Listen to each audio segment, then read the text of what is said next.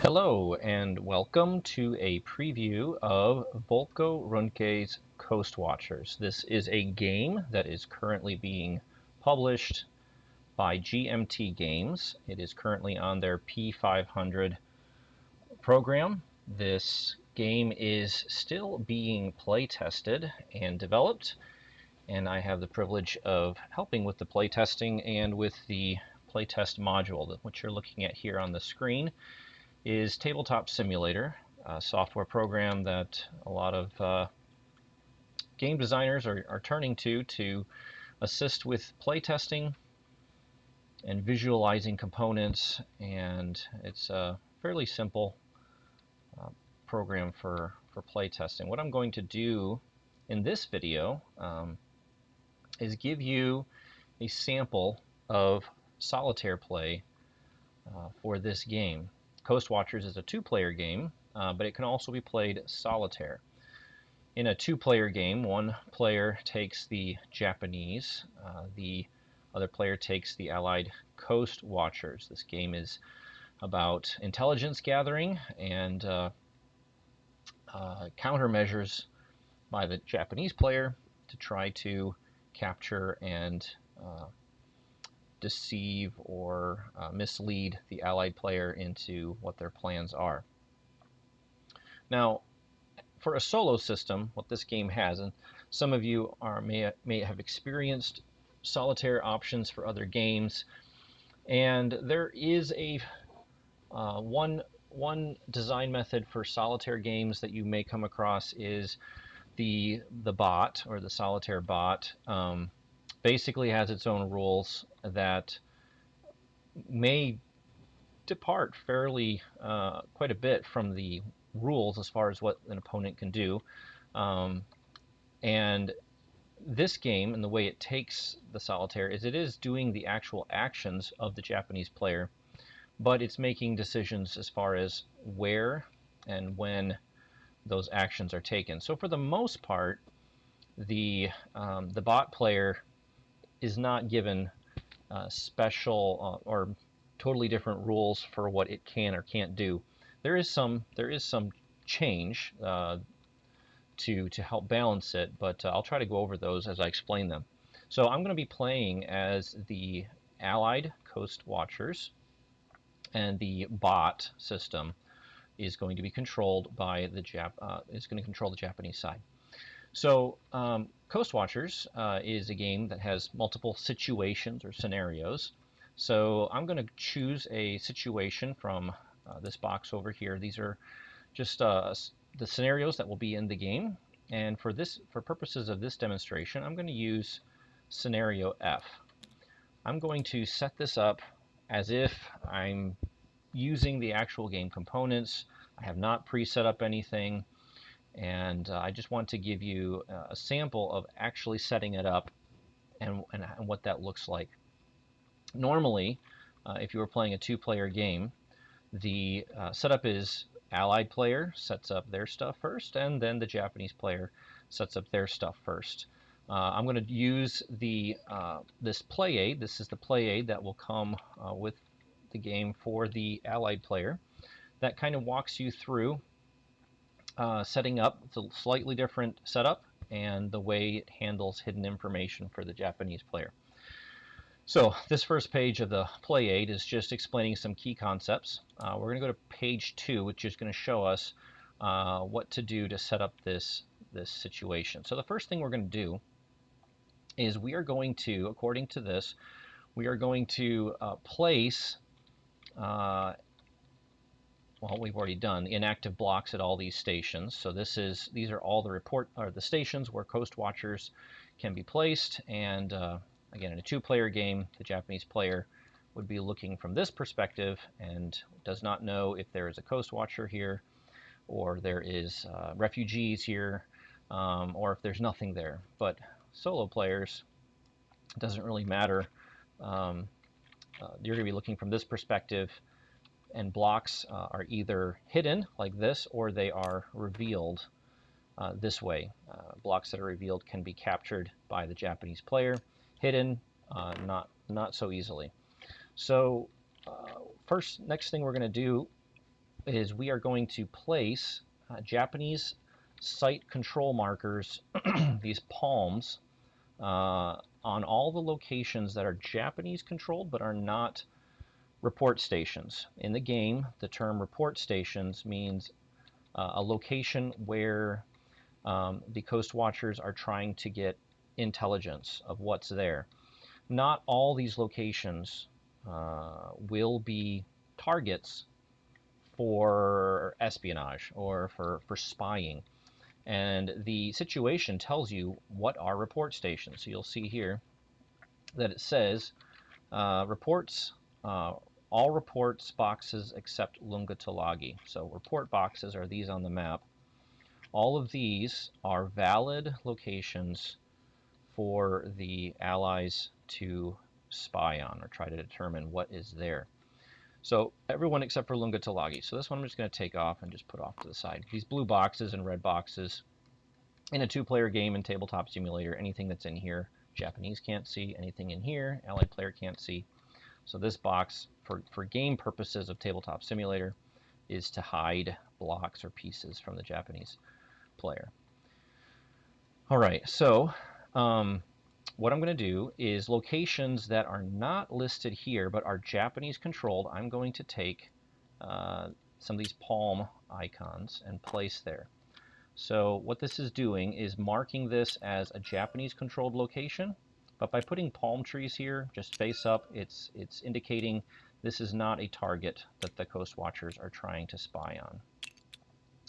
So let me get all these out here. Pretty much everything up to pretty much the Central Solomons and Guadalcanal are the majority of the locations that are going to be shown here on these spaces, including Bougainville, both of these locations, Kavieng, Rabaul, those are bases, so those are listed here. You can see these two report markers, and then over here as well, I believe Buna is one. Is Buna on this? Yes, Buna is as well. So I'm going to leave that one off. Okay, but all of these locations, we're just marking them with these generic, nothing to report, palm trees. There are going to be no Japanese buildups markers. So the Japanese are having missions that they're going to be trying to build up to prepare for, whether it's a shore bombardment or an air raid, bombing raid, or reconnaissance mission, a whole slew of operations that are represented in these mission cards. And the mission cards will tell you what kind of buildups and where they need to be. Now, Solitaire will handle this slightly different, and we'll get to it when we get to that part. But buildups in a Solitaire game doesn't really matter where they are, but they're going to be in locations that are listed here. But so we're going to be placing markers face down in all these other locations that are Japanese controlled that will be valid targets for Coast Watchers to spy on. And we're not going to look at them until we successfully observe them. Okay, so this part is now done. The next step of our Solitaire setup is to draw the Japanese missions and assets. So this is kind of going a little bit backwards. Normally the Japanese player would set up second, but we're just going to do missions and assets. For Solitaire purposes, we're going to select their missions. So according to this setup, it says that the Japanese randomly draw 4 cards that are listed as with the F, situation F. So that would be these 4, 1, 2, 3, 4. So I'm going to take this card, this card, this card, and this card. 4 cards here. I'm going to flip them upside down and give them a good shuffle because they are going to draw 4 cards from F. Oh, 1942. Let me get the 1942 cards. That's going to be, here's a 1942, 42. So both of these, as well as reinforcements. Where is reinforcements? Right here. Okay. So these I'm also going to put in this pile. Okay, so 7 cards. 7 cards that can be selected from. 3 of these are going to be chosen or selected as the, 4 of them will be selected for the Japanese mission. So I'm going to draw 1, 2, 3, 4. Now I'm not going to look at these. These are a secret until the game end kind of triggers, and then we're going to see what the Japanese missions are. We're going to in a 2-player game, the Japanese would see these, but they're secret. They're hidden from the Allied player. The rest of these cards I'm just going to put into a pile and stick them off to the side here. And I'm just going to leave these a little separate. I don't think there's a reason to, but these are 3 of the cards that they could have drawn. And again, we're not to know yet at this point what they drew. However, their assets, we will get to see what the Japanese have. So this says discard all 1943 assets. So let's look over here at Japanese assets. 1, 2, 3 of these assets, but they're not going to be able to pick these because this scenario takes place in September of 1942. So anything that's 1943 is not available to them. Then we're secretly going to select and draw Tanaka or Zeros. All right, so Tanaka and Zeros. Now normally, in a 2-player game, the Japanese player would get to choose if they want Zeros or Tanaka. But since this is solo, we're going to randomly draw one of them. And I'm just going to draw it into my hand. This isn't hidden information. I'm allowed to see this. Okay, and then what else do they get? They also randomly draw 3 more cards from the 17 that are left. Okay, well that's going to be all the rest of these here. So I'm going to bunch these up into a stack. And there are 17 here. We're going to shuffle, and we're going to draw 3 of them. All right, and then this little bit, except for these, which we're told to be discarded, the 1943. The rest of these are going to be available during the game for the Japanese to draw more. So I'm going to stick these over here. Okay, so the Japanese missions have been selected. That's these 4. We don't know what they are. And their starting assets have been selected, and we do get to see what these are. Now, per the setup, it wants us to look and see if construction battalions or barges or one of the assets that they picked, which construction battalions is one, we need to do something with it right now. So I'm going to pull this one out. And according to the setup rules, we are going to remove, remove a number of palms from each draw pool equal to the number of turns in this situation. 3 or 5 palms, each from bases and sites. Okay, turns in this situation, 3 or 5. Okay, so this is a 3 situation turn. You can see that right here. This scenario will last 1 to 3 turns. So we're going to remove 3 palms from both of these pools. These are base buildups. These are just Japanese controlled, but non-base buildups. So we're going to remove 3 of these, and we're going to remove 3 of these. Okay, what is this representing? Well, this is making it more likely that in the pool we will not have palm trees, and this is just representing that the Japanese have battalions committed to construction. So when there's markers that are going to be put here that are hidden to us, there's a higher likelihood they're actually going to be something and not just these palm trees, which are nothing. Because if a coast watcher does an observation and they look and they see it's nothing but palm trees, that means there's nothing there. There's no enemy activity noticeable. So these 6 palm trees are removed from the game. The rest of these are going to be put into a site pool and a base pool to be placed onto the map secretly. So I'm going to take all of these, I'm going to flip them upside down. And then I'm going to do something that's a feature of Tabletop Simulator. It's not going to be in the actual game. I'm going to lock them, and that symbol will not be on the counters. It's just for Tabletop Simulator, because normally when a build-up marker is on the map, it's going to look like that. It's going to look like that.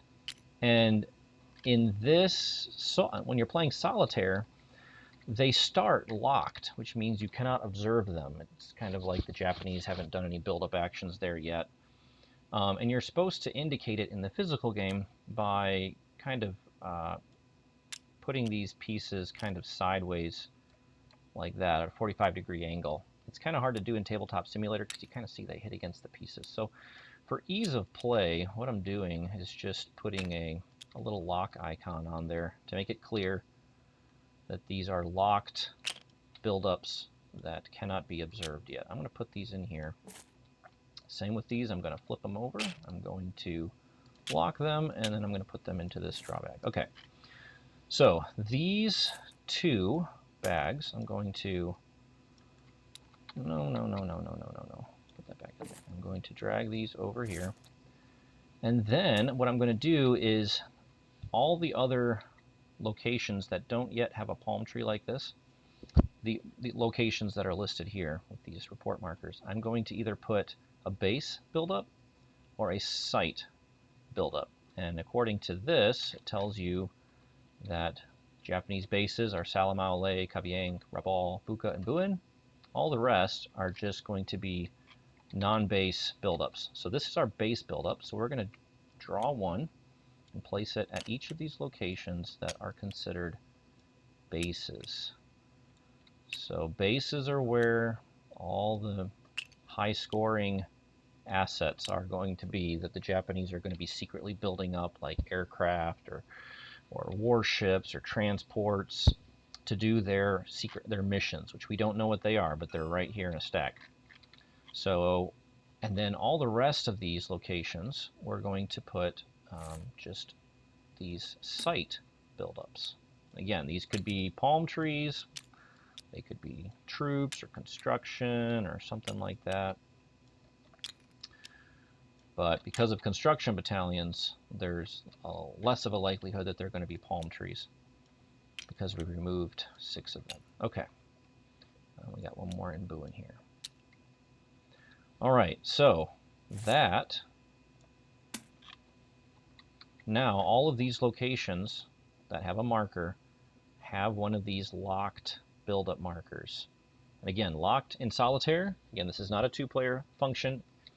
And Solitaire, the lock symbol is just saying the Allied player is not allowed to observe there yet because there's potentially nothing there. But normally in a 2-player game, the Japanese player, when they do build-up actions, they can swap out these counters with actual build-up counters, and they can do that in any of their locations.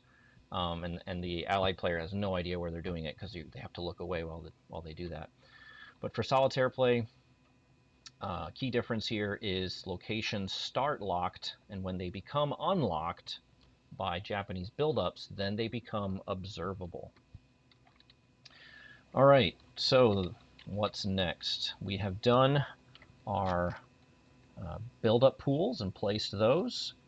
Now we're going to do the Japanese patrols. We're going to prepare the patrol cup and ready patrols. So again, that's going to be right here. It says that 5 patrols start ready. I'm going to take 5 of these, 1, 2, 3, 4, 5, and let's put them right here. These are patrols the Japanese player can send onto the map to do countermeasures against the Coast Watchers, or they can be put into the patrol cup to increase the likelihood of patrols countermeasures to detect the Coast Watchers.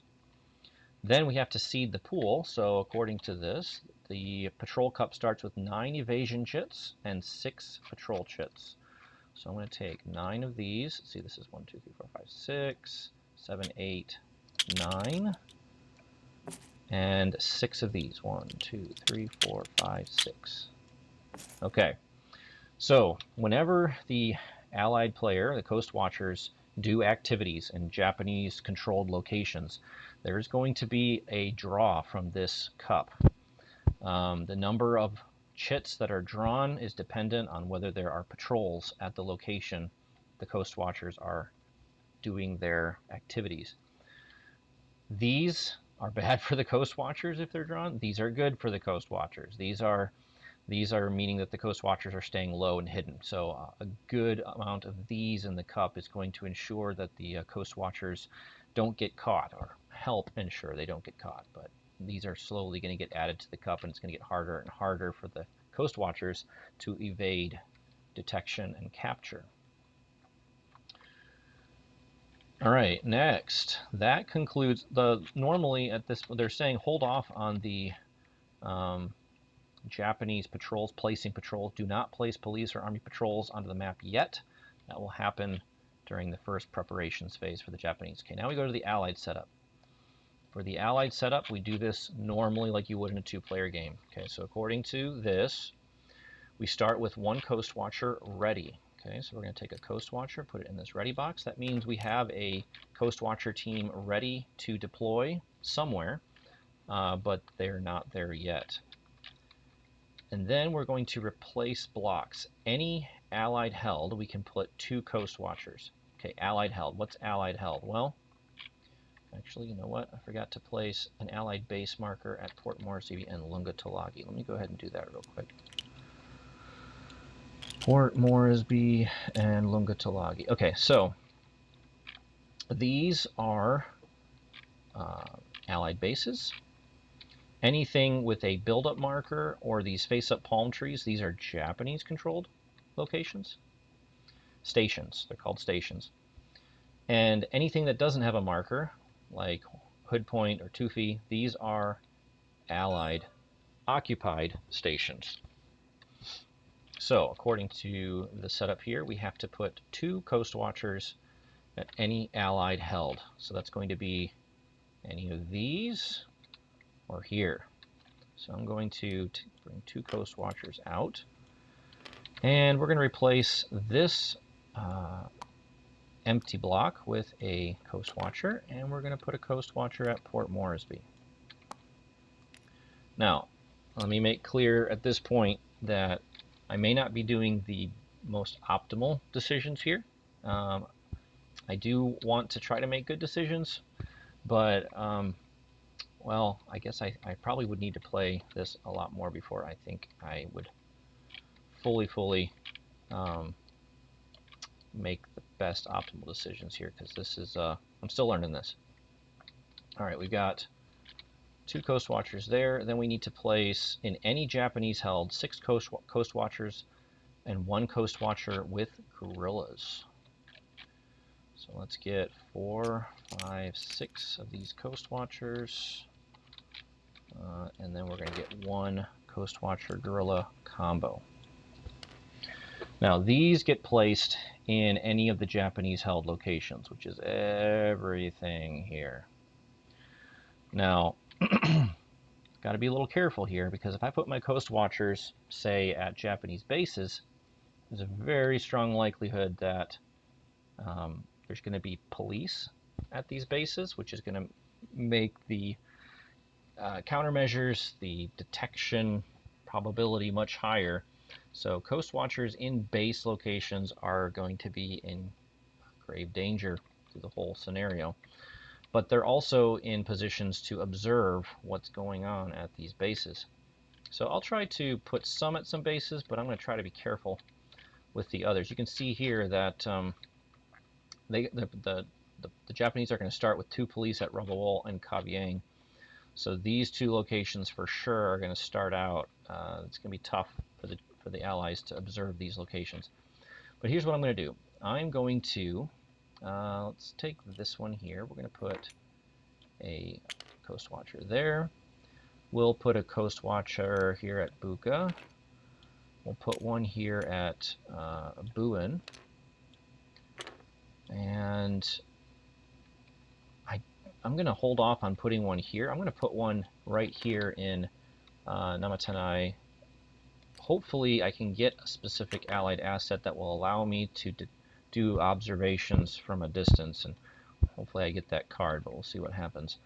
And the rest of these I'm going to kind of spread out here in the Central Solomons. We'll put one here, and we'll put one here. Actually, put one here and here, just like that. And then my guerrillas, where am I going to put them? Let's put them over here in Salamau. These guerrillas will give me an option, potentially, to maybe knock out some Japanese patrols. Now, in this game, the Allies are not focusing on any combat. This is kind of a risky business, trying to actually attack Japanese patrols. This Coast Watcher guerrilla is a high value target for the Japanese because the Coast Watchers are worth three victory points for them if they capture them. Guerrillas are an additional 3 victory points, so this is a 6 victory point block if the Japanese can capture it. So I got to protect that one. Okay, so all my Coast Watchers are out at their report stations, hidden. All right, now I got to draw my missions. Discard all 1943 cards. Okay, so here we go to Allied missions. All 1943 cards. These are not going to be available. Put those off to the side. Then it says, randomly draw 4 cards from the 13 that are left. So let's get all of these. Put them in a pile. 13. Yep, 13 left. We're going to flip these over, give them a shuffle, and we're going to draw 4 of them. Okay. Now, some of these missions, like Escape, I have to reveal right now. So this one says, show immediately, scatter 1 refugee, then discard this card. So we're going to seed out there onto the map a refugee block, which is basically a source of victory points for the Allied player. If they can rescue those refugees before the Japanese capture it, or before the end of the scenario, that will give them victory points. That's going to go in this box right here, rescued. Now, where they get placed is random. You would take these assets, shuffle them, and draw one at random, and look at the bottom of the card, and it tells you where it gets placed. Now, I've got these laid out nicely so that I can actually draw my assets for the game. I do have a duplicate deck here, which you wouldn't have in the actual physical game, but for ease of play in Tabletop Simulator, I'm going to use this to randomly draw a card and see where it gets placed. Lavoro.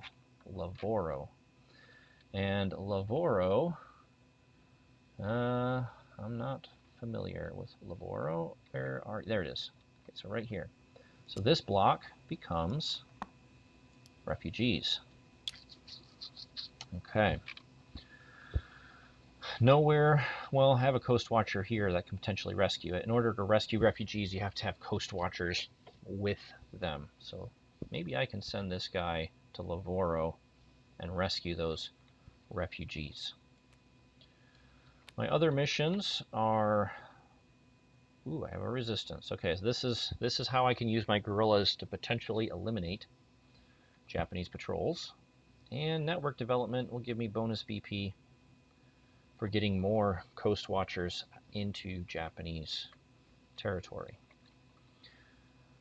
All right, so those are my missions. Now we need to draw our starting assets. So it says discard all 1943 assets. So that's 1, 2, 3, and Photo Recon, those are all 1943. Then we're going to draw 2 all cards. These are cards that are in every scenario, basically. So boats and Catalinas, those are our primary sources of transportation for our Coast Watchers and delivering supplies. And then we're going to get the Coopers. That's this one right here. Then it says, secretly select and draw either Clemens and Buza or Reed Mason and Yawaka. So here's Reed Mason, here's Yawaka, or Buza and Clemens. So I have the choice to pick these 2 or these 2. These 2, they give you capabilities that are focused on specific areas. Bougainville for both of them. So Yawaka and Reed Mason, if I pick them, I am hoping to do a lot of stuff in Bougainville, and I can use those assets for that region. These 2 cards, Buza and Clemens, are for Guadalcanal. So if I wanted to focus my actions down here in Guadalcanal, I would pick those 2. I think what I'm going to do is I'm going to pick these 2 to focus on Bougainville. I put 2 Coast Watchers here. I'm hoping to do some good espionage with them. So I want some assets that will help me keep them safe from the Japanese. So I'm going to take these 2 assets into my hand.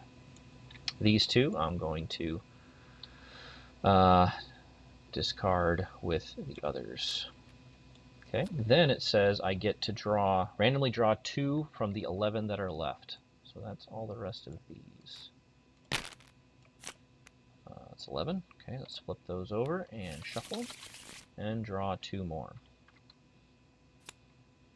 Okay, hideouts and code breaking. Okay, that's a good one. That is a helpful one.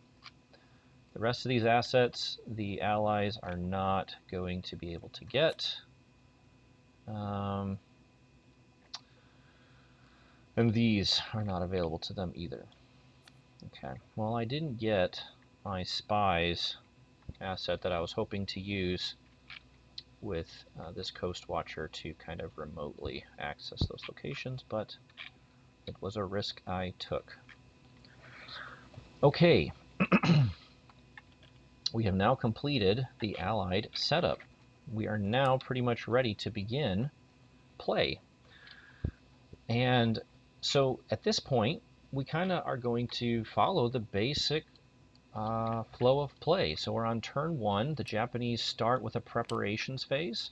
Then we have an Allied activities phase, a Japanese countermeasures phase, an Allied activity phase, and then a Japanese countermeasures phase, but they also have the option to end the game and launch their operations.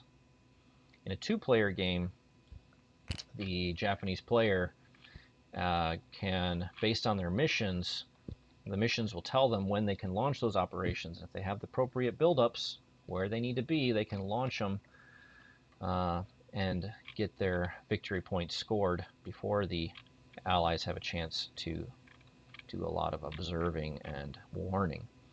But in the solitaire rules, there's a little bit of a randomness of when the Japanese are going to launch to keep you without being able to plan when they're going to do that, just like in a 2-player game. Okay, so preparations. Now, normally the Japanese 2-player, or in a 2-player, the Japanese human player would get to do 2 preparations actions. Build-ups, ready, or augment, and only 2 of them. But for the solitaire player, there is an advantage here to the solitaire player in that they will get to do each of these. So what we're doing is following in the solitaire play aid, right here, Buildup. On turn 1, each Buildup action unlocks 2 control markers. And then on turn 2 and later, each Buildup action unlocks 1 marker. So if we look at this box right here, because we're doing situation F, their Buildup action is going to unlock 4 locations, 4 of these locked locations. And because this is the first turn, that gets doubled. There are going to be 8 locations that are unlocked. In a 2-player game, the Japanese player could do 2 build-up actions, and each of them would be able to place 2 build-up actions. They get that first turn bonus, and they're simulating that as well here in the Allied solo play. So, where or which locations do they unlock first? So they're going to unlock 8 of these. That's where we're going to use this Kempi deck. This is the solitaire deck that the Allied solitaire play for the Allied player will use. There are 25 cards plus 5 more that are not used in situations B, C, M, and N, but because this is situation F, these will get added to the deck. We're going to give those a good shuffle and bring these over here. All right, now what we're doing is we're going to draw these one at a time and we're looking for a buildup marker here. We don't see one. Let me draw another one. Here we go, buildup. So this is going to unlock a buildup in the Central Solomons. All right, well, here's the Central Solomons. There are 5 locations for them to unlock. Which one do they unlock? Well, per the Allied or the solitaire rules, they would unlock non-bases first.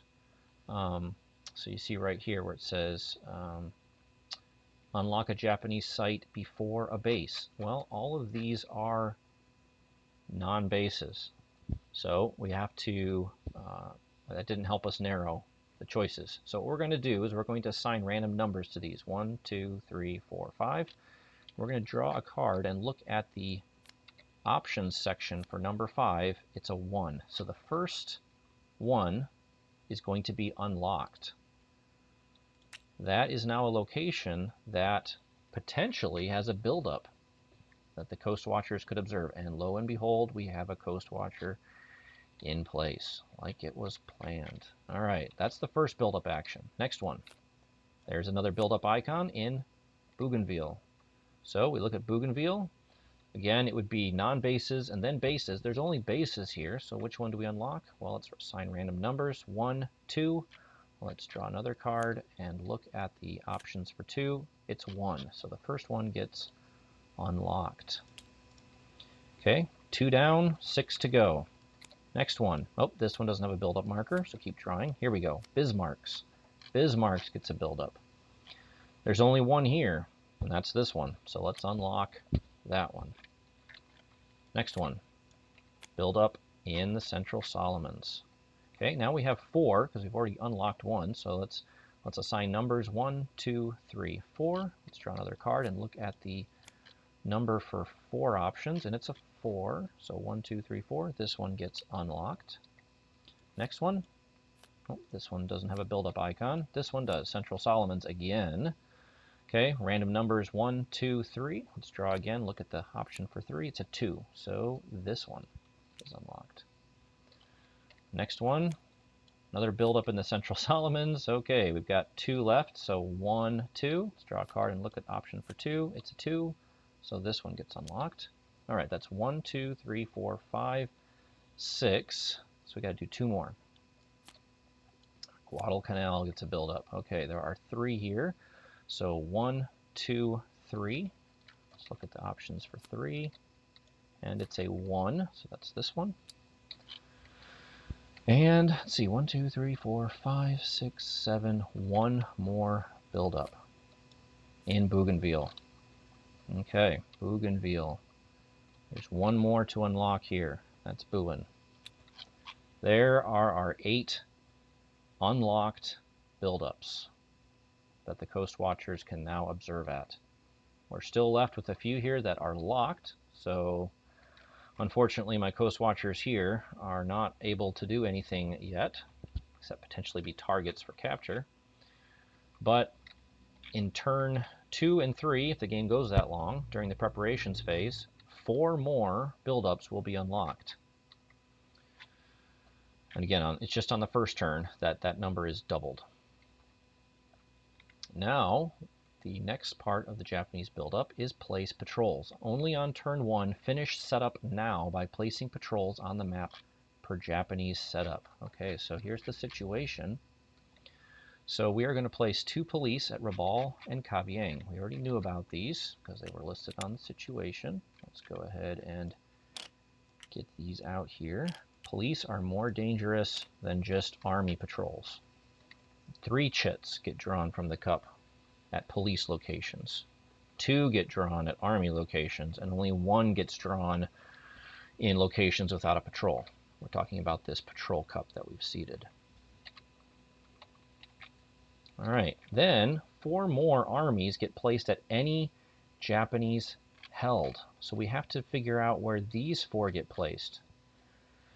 Well, where does the solo bot place them? Well, according to our play aid, they are going to get placed at unlocked sites first. In other words, they're not going to get placed at these locations because they're still locked. They're going to get placed at one of these locations we just unlocked. And place police first, then army. Place at bases first, then sites. Okay, so we have 4 to place. We have 3 bases that got unlocked, so those are going to be locations first. So 1 gets here, 1 goes here. That one's already got one. Okay, so we have 2 more to place. All the rest are non-base bases, unlocked bases. So we have to determine where these go. And at this point, we're going to draw again until we get a region that's either Central Solomons or Guadalcanal. So here we go. Let's draw. Nope. There we go. Guadalcanal gets 1. So there's only one location in Guadalcanal where there is an unlocked buildup. And we have one more to place. It can only go in the Central Solomons because every other unlocked location has a patrol already. So here we're going to have to randomly assign a number. So let's do 1, 2, 3, 4. Let's draw a card for 4 options. It's a 3. So 1, 2, 3. Patrol gets placed there. All right, then we do a Japanese ready and augment action. They're going to ready 1 action. Okay, so preparations action ready, add up to 2 patrols to the ready box. So 2 more patrols get added over here. Now there are 7 ready to be deployed. And then the last action that they do is an augment. For 1 action, show and draw asset immediately. Okay, so here we go. We're going to, I think we already shuffled these. We're going to draw 1 more asset for the Japanese. Jungle Tactics. Okay, I want to go ahead and place all of their assets out here. Okay, so basically how the Japanese use assets, per solitaire rules, they're going to play them as soon as they can. And there are a special section on the back of this play aid that gives you some special rules. For instance, like interrogation. Interrogation, it tells you use only on the 3rd search or 5th action of the phase, whichever comes first. I'll try to remember that when we get to it. Tanaka, this guy doesn't really have an effect now, but at the end of the game, he'll have the potential for eliminating VPs from Coast Watchers who are trying to warn the Allies.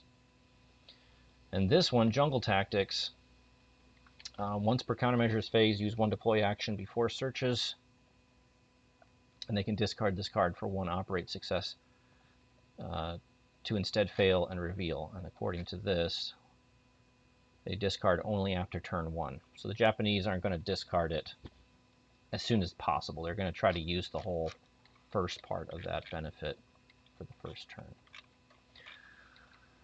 All right, now we can start with the first Coast Watchers activity phase.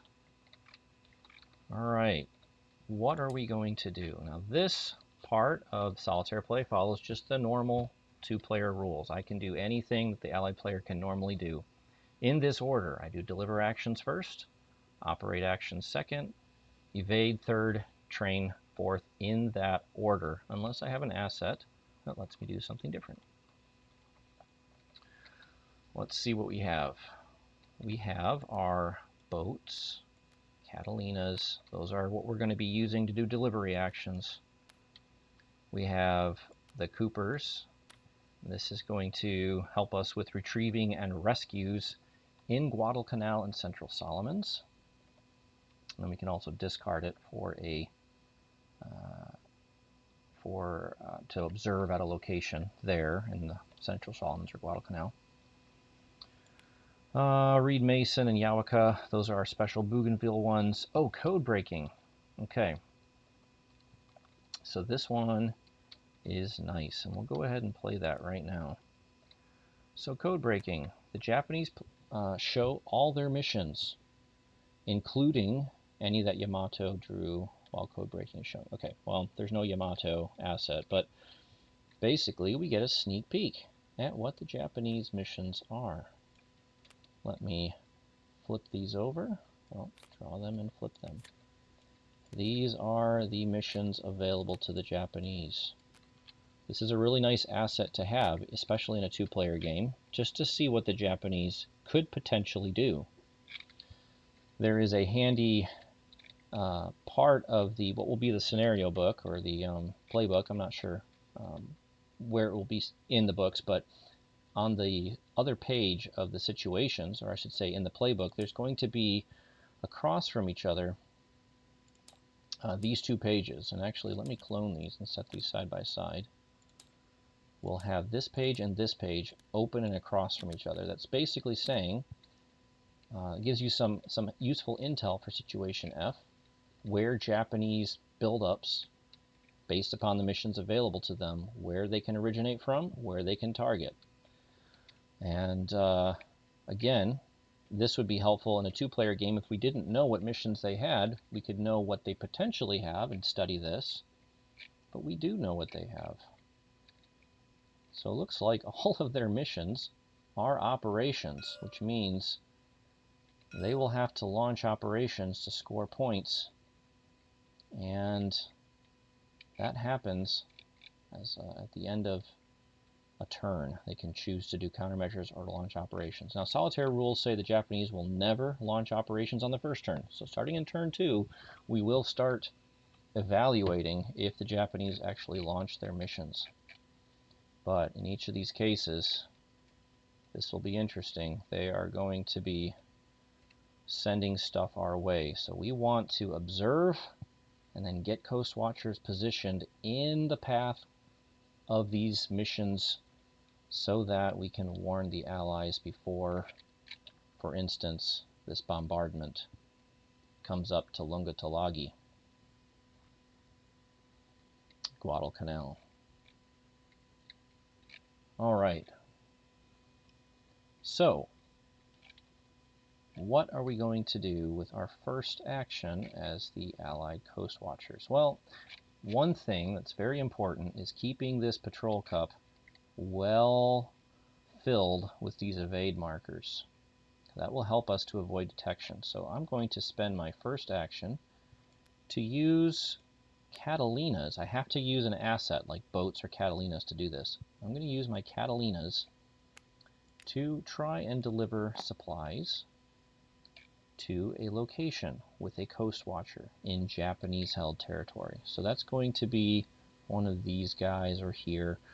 I'm a little nervous doing it here because if these guys get spotted during this supply delivery, they're going to become easy pickings for these patrols to capture. So let's pick someone that's not in a threat of being targeted by patrols. Let's pick Chosel right here. All right. So per this card, when we're doing a resupply, we put two sighting markers into the delivery cup, and we put 9 nothing markers, which are good for us. We want those to get drawn. But the Japanese have flying boats. Ooh, how I hate this asset. Which means all delivering actions are, we're going to lose 2 of our nothing chits from the cup. So normally we would get 9, but we're only going to get 7. So here are 6, 7. All right, so we're trying to deliver supplies to Chosel. Let's draw 2 chits and see what happens. 1, 2. Oh dear. Because we drew one of these sighting markers, it means the Japanese have spotted us or have noticed us doing that resupply, and we have to reveal that Coast Watcher. But it does succeed. We do add 4 evade chits into the patrol cup. Well, that was a little bittersweet. Now the Japanese know that there's a Coast Watcher there. And to indicate that, I'm going to take one of these intel markers and place it here, just so that we remember the Japanese know about this Coast Watcher. Because later we can evade to hide him again, but that marker is going to stay there. The Japanese know he's there. Let's go ahead and do a delivery action.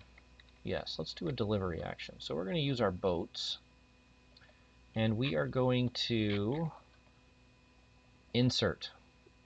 We're going to send a Coast Watcher into Japanese-held territory. So this ready Coast Watcher we have here, we're going to try to send him into Lavaro to try to rescue those refugees. So, using boats, we put 2 sightings and 8, now 6 because of flying boats, into the cup. So there's 2 in there, and there's 6 evades. 1, 2, 3, 4, 5, 6 are in the cup. Okay. Let's see if we successfully insert a Coast Watcher into Lavaro. 1, 2. Oh no, they were sighted again. It succeeds, but they were noticed. And we reveal them. And we mark them with a Japanese intel marker. Okay, but we do have this handy-dandy extraction asset, which will be useful because it allows us to rescue blocks that are revealed. Okay, well, we've used both of our assets, so even if we wanted to, we can't extract these guys yet because we need an asset. Because we can only use this once per phase, and we can only use this once per phase.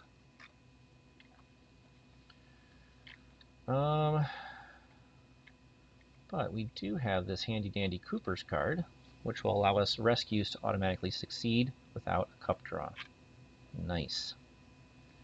Nice, nice, nice. Okay, we have 3 more actions to do as the Allied player before the end of our little actions phase. So what are we going to do? Well, we're not going to do any more delivery actions. We don't have the assets for it. So we're going to do operations. This is where we can observe, recruit, or resist. So let's come up here. We have Coast Watchers at Buka and Buin. And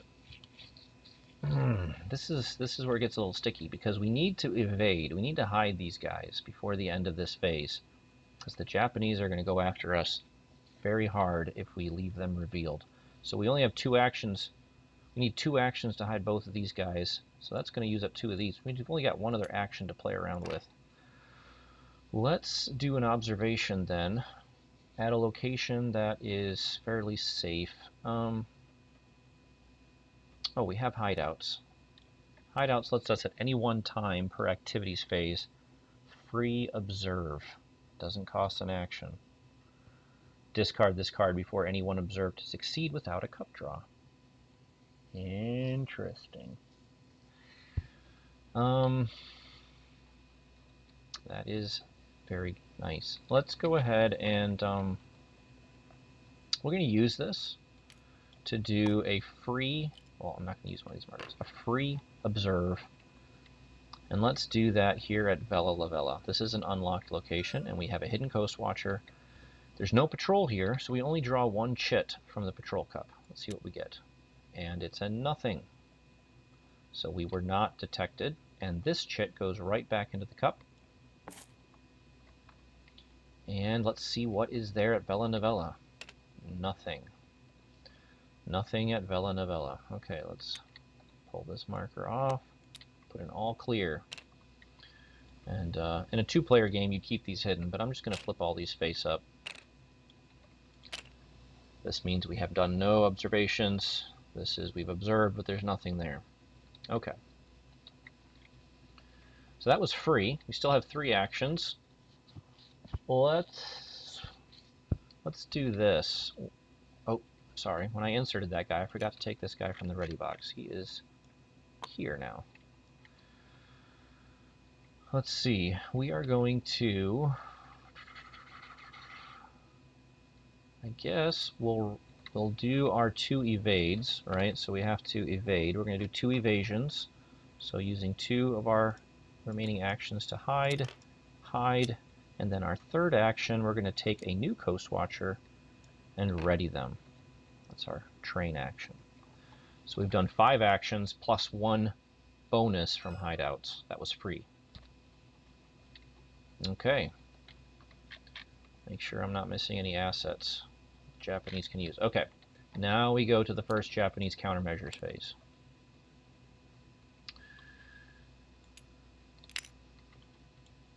Okay.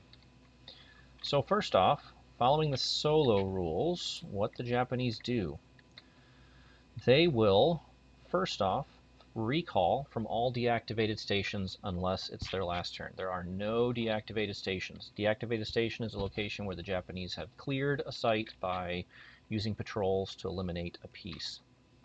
So all of these shall have blocks, so these are all active stations. The Japanese are not going to do any recalls. Deploy. before search as assets allow. They do have an asset that allows them to deploy. That's this one. Once per countermeasures phase, use one deploy action before searches. So, before we start actions for each Japanese turn, we're going to draw one of these cards. This is going to be considered our focus card. This box right here on this card is going to help us determine what they prioritize when they do their deploys and their searches. So now we're going to draw a card and see where they do this deploy using jungle tactics. Again, normally deploy happens after the Japanese have searched, right? Normally they have to recall, then search, then deploy. But that asset lets them deploy before they search. So let's draw a card and see where they deploy. And they deploy to New Guinea somewhere. So we look at New Guinea. Here's New Guinea, right here. There are 1, 2, 3, 4, 5 locations that are Japanese occupied where they could place a patrol, one of their ready patrols. But where are they going to do it? Well, this is where we now follow, the focus card that we drew. So ignore this. This only applies to searches. Bases. So they're going to deploy to a base first, and we do have 2 bases. Okay, so then is there a priority after that? If there's a record at either of theirs, there's not. Are there personnel at either of those 2 bases? There are. Yes, both of them do. Okay, so that doesn't really help us. And the last tiebreaker would be if any of those were report stations and the other wasn't. These are both report stations. So we're just going to have to draw another card and either a 1 or a 2. We're going to look for options 1 or 2. 1 or 2. Okay, it's a 1. So this one, you are the lucky winner of a Japanese patrol coming to visit you. That was their free, or not their free, but their deploy action allowed by asset. Now they're going to search up to 3 stations.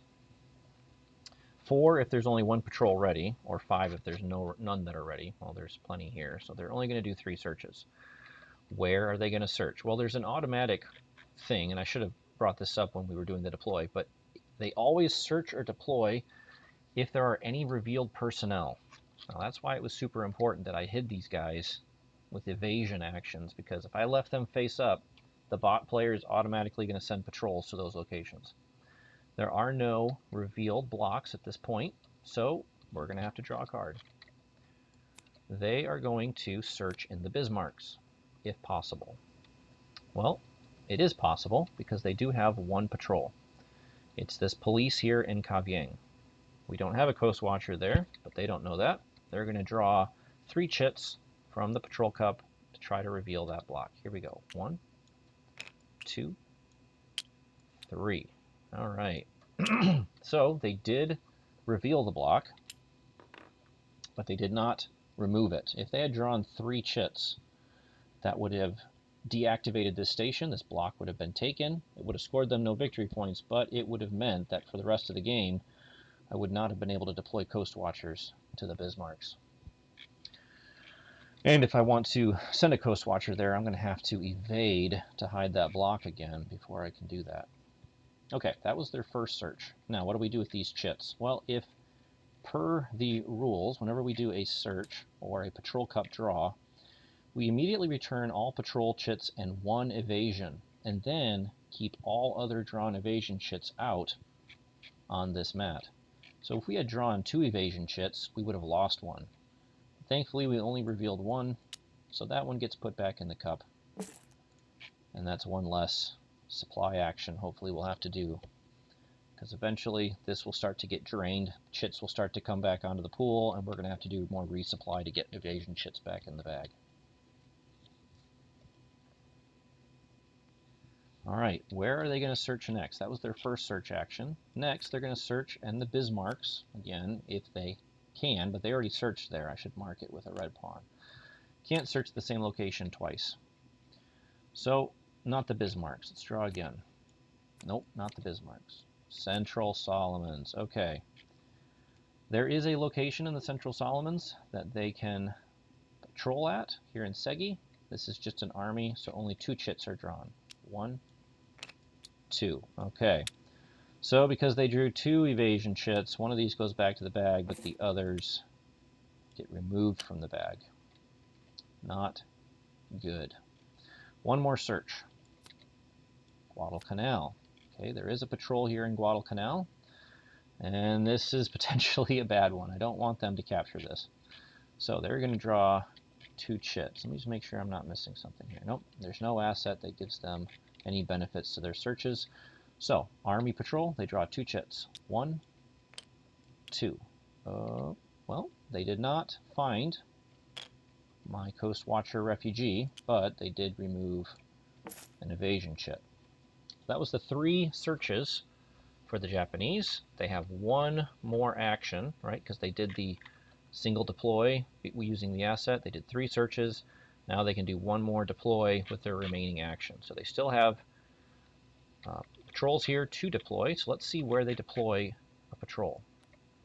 Ooh, okay. This card has this icon on it, which means rather than deploying to the map, they're going to send this patrol to the patrol cup. And that is the end of the Japanese turn. Now it's another Allied activities phase. Okay, what are we going to do? Well, let's go ahead and get these guys out of here because they evaded detection. Let's get them out while the getting's good. So we don't need to use extractions for this because they are hidden. So we're just going to use boats to do a rescue attempt. So we're going to rescue in Laboro. Now because of flying boats, we are going to lose 2 of our no sighting markers. So it's going to be 2 and 6. So we're going to put 2 sighting markers and 6 no sighting markers. All right, let's draw 2. 1, 2, and we were not spotted. So this marker gets replaced with just a Coast Watcher. He's staying behind. The refugee is rescued. He comes back here. That will score us victory points. In addition, because this was a Japanese occupied location, we will be able to gain 2 evasion chips to the patrol cup. Rationale being, as these boats came to pick up the refugees, they would not come empty. They would come with some supplies to deliver to the Coast Watchers at the same time. Good start. Now let's use our Catalinas. Let's go ahead and do another... Oh, do we try to get... Yeah, let's try to get some more supplies in the bag. Let's try to do more delivery. We're going to try to deliver some supplies to Chosul again. So we're going to put 2 and 7, because of flying boats, into the bag. There's 2 and 6. Let me get 1 more in there. That's 2 and 7. Let's draw 2 and see if we are seen. Uh-oh. Okay, we were seen. So he's revealed, but we were successful in delivering 4 supplies. All right, that was 2 actions. We have 3 more actions to go. Let's go ahead and use hideouts, that free search, that free observe, to do an observation at where? Where?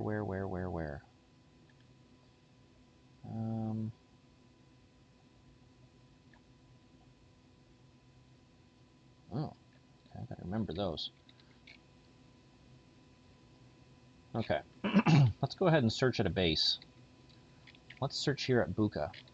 So there is an army patrol there, so we're going to draw 2 chits. This is our free search because of our asset. 1, 2. All right, so we were not discovered. 1 goes back in the cup. 1 is removed. And we successfully observed at Buka. What is it? Oh, troops. Troops at Buka. Okay, let's put these troops out here. All right, So that was a free action. That was using hideout, so I'm going to rotate it to show I've used it. I'm going to put this card off to the side because I already used its ability to reveal these assets. All right, let's go ahead and... Oh, you know what? That was silly. I forgot. When I do a rescue with the Coopers, Guadalcanal and Central Solomons, which is here, that was an automatic success. I didn't have to draw for it. We weren't detected with the draw anyways, but either way, I didn't have to worry about detection. Okay. So let's see, 3 more actions. Let's go ahead and let's be a little risky here. Let's do another observation at Buin. Okay, we're going to observe at Buin. This is an army patrol. Let's draw 2 chits. 1, 2. Hey, we're not detected, but another chit comes out of the bag. There. All right, flip this over, and we have an aircraft buildup in Buin. Aircraft buildup in Buin. Here we go. Okay, 2 more actions. What are we going to do? Let's we